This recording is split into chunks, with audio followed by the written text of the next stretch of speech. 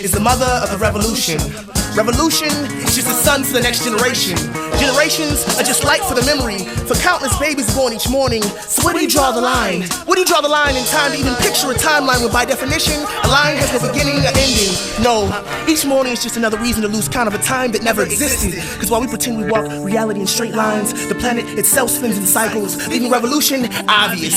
Dancing circles around a rectangular concept of progress we like to call God, praying salvation white, creating sacred shapes to keep the colors in the corner and the blacks on the fringes and the money on the center, building a pyramid of interest that keeps its inventors walking through life like it's a shadow of death, when it's really just a shadow of death, cast by skyscrapers that keep success held high like a candle in the sky, reflecting the sunshine, providing just enough false light to keep the peasants and hoodlums scrambling to the breadcrumbs, left to keep the righteous backsliding to the semi-line to hell. And I'm wondering why revolution is a four-letter word, yet the way people profanely spell it, like it's filler, like it's offensive, like it's anything else than just another word rusting on a shelf of good intentions, like love, love life, life free. This is what they taught me and told me was tangible a few years after I learned that I was black and what black really means, before I took a pencil in my hand for the first time and tried to sketch America, or at least what I thought it could be.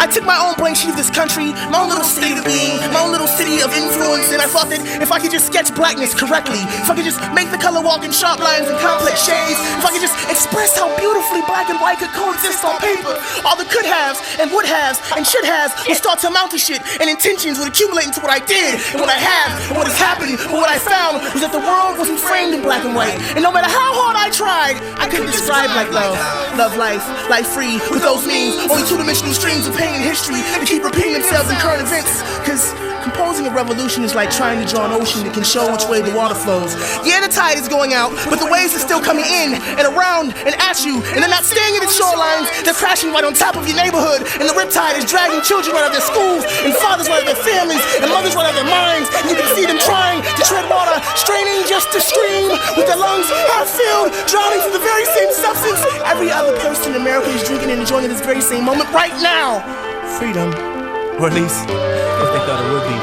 And so I traded my pencil in for a paintbrush and left revolution for things like truth and meaning and understanding and cooperation, things that could make freedom more safe.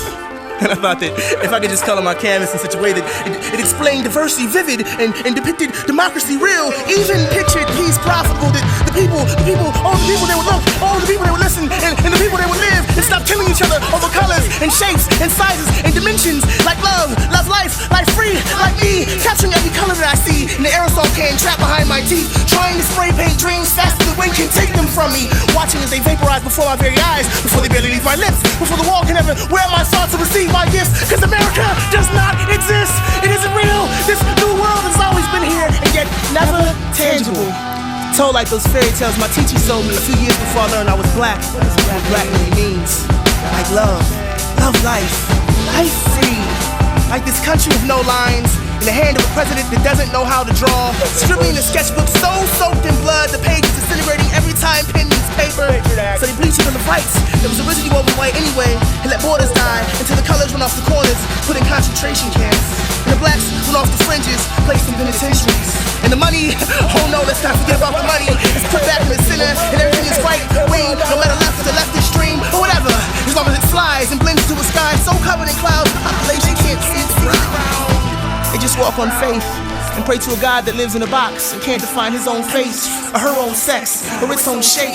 Like love, love life, life free, free like America, bombing poverty with food, free to choose who eats and who dies, free to define what freedom is, and stapled to the eyelids of little kids who never learned that sleeping in intelligence is far worse than walking in ignorance. So they walk freely off a cliff, sleep freely off a cliff, knowing full well where it is. They just don't care. They just don't care because they see what I see. Much to say between the moments of our games and repartee. There's never much to read between the lines of what we need and what we'll take. There's never much to talk about or say aloud, but say it anyway. They woke up each morning to look in the mirror and see a dream lying behind its teeth, smiling like it wants to say something happy or funny or inspiring, but instead it just stares and grins and stays silent because it's not really there. It's just a lie passed down from parent to parent, like the Easter Bunny bunny or Santa Claus, or something to keep the little kids moving along through the grades, anxiously waiting the present like it'd be anything more than a toy. That's why I play games with my time and look surprised that it's so broken. When the minutes are feeding out of its beady eyes, and the months are sticking together like fur, coated with what used to taste like candy, but now just resembles the cavity that torments my waning smile. And I'm old, and I'm gray inside, with black and white so smeared on my soul and psyche, it became my religion, raping the body of my sanity until truth and lie became the last of the relatives in my family. So I traded in my paintbrush for a son, and I thought to myself, if I could just teach this one baby that God has blessed me with to like love, to search for it as if it were a lost brother or sister, to want as if it were the first teddy bear I placed in his crib, if I could just raise this one child to love life, to admire and cherish it, as if it were the finest art, to treat it as like it was priceless, and collect every piece of it to learn the forgotten craft of creating life. Life would be free. My life. All life would be free. It would be free through my son, and it would be free through my reflection. And that's when I realized